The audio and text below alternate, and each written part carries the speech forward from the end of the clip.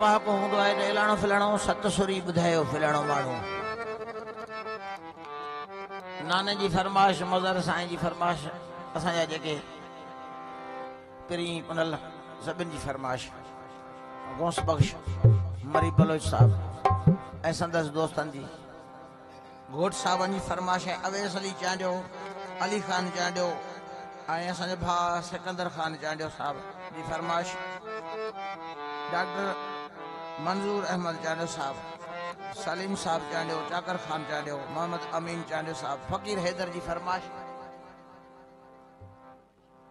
दादू खान नदीम चांडियो साहब शान चांडियो साहब असांजा पिरी पुनल सदको वञा महबूबा ख़ासि फरमाइश आहे दलूरे जी फरमाइश आहे अलाए काथों ऐं ख़ासि फरमाइश आहे सिंध पालारी होटल खां असांजो पिरी बदर ख़ान पालारी रईस यया ख़ान पालारी मिसरी ख़ान पालारी गुलाम मुस्तफ़ा पालारी साहब असांजो पिरी भाउ फनकार असांजो भाउ सुमार ख़ान पालारी मुंहिंजो भाउ गफ़ार ख़ान पालारी सभिनि पुननि जी फरमाइश आहे फुलियार ख़ान जी फरमाइश आहे ख़ासि करे सभिनि जी फरमाइश फ़कीर तो फरमाया इश्क में मोहब्बत पे सां शुरू थो प्यार हर आशिक पंहिंजी ज़बान सां आजिज़ी कई इज़हार जाम समय सां सिंधीअ में हीअं नूरीअ जा न्याज़ त सिंगार सुहिन समिन खे थन हुस्न बेअंदाज़ मां मुहाणी ऐं बनहाणी तूं जाम समो सरदार ऐं इश्क में मोहब्बत पे सां शुरू थियो प्यार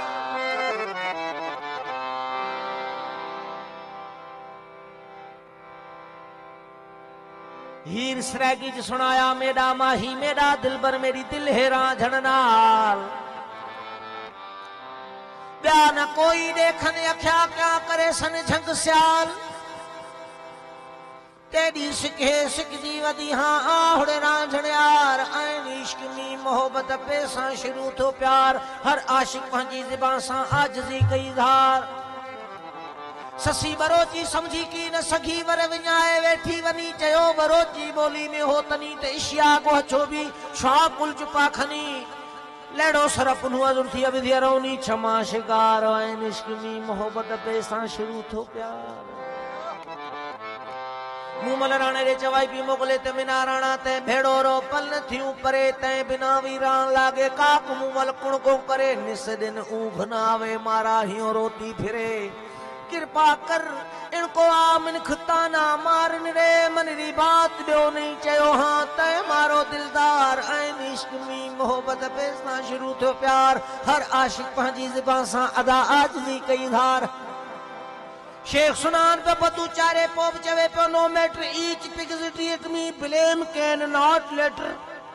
Glory is my life, allow me to me her better. I know then all do it better. She's my favorite, not will go far. And ishq me mohabbat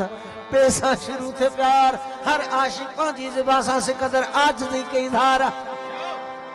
पर बीबी ज़ुलेखा बेवस्ती आ मिस्र मिसाल